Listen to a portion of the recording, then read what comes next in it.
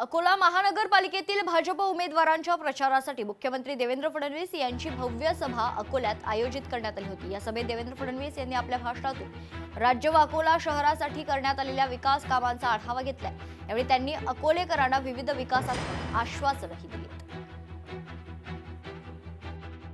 आज आमच्या लाडक्या बहिणी या ठिकाणी आहेत।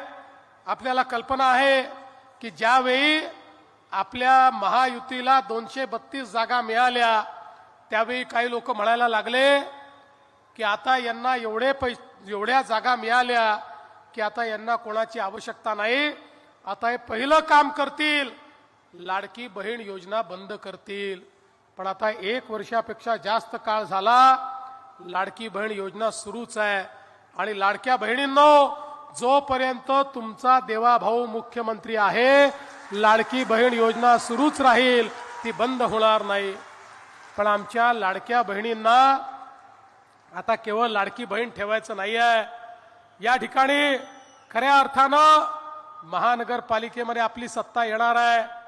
आता आपल्या मोदीजींनी सांगितलंय आपल्या बहिणींना आपल्याला लखपती दीदी बनवायचं आहे।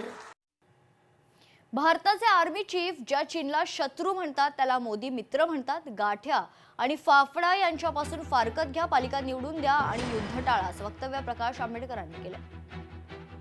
एक पंतप्रधानाच्या खुर्चीवर बसलेला आहे आणि एक आर्मी चीफ जो अख्खा देश त्या ठिकाणी सांभाळतो। आजची परिस्थिती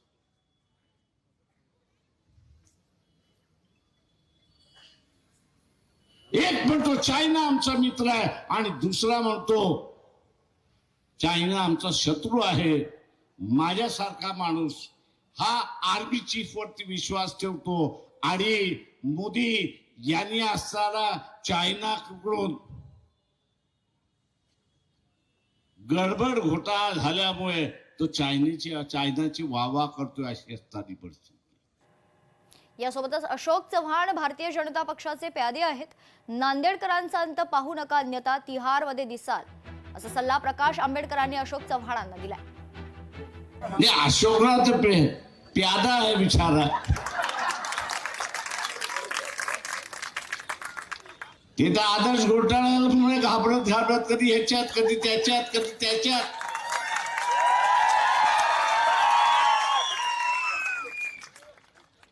अशोक चव्हाणांना एवढं म्हटलं की नांदेडकरांचा अंत बघू नका, त्यांनी आंदोलन केलं तर म्हटलं आदर्श आपला तिहार जेलमध्ये दिसेल, दुसरं कुठे दिसणार। जालन्यात भाजपच्या प्रचाराचा नारळ फुटलाय। जालना महानगरपालिकेत भारतीय जनता पक्षाचाच महापौर होईल असा विश्वास भाजपा नेत्यांनी व्यक्त केलाय। भाजपचे नेते रावसाहेब दानवे, आमदार बबनराव लोणीकर, माजी आमदार कैलास गोरंट्याल यांच्या प्रमुख उपस्थितीत आजपासून प्रचाराला सुरुवात झाली।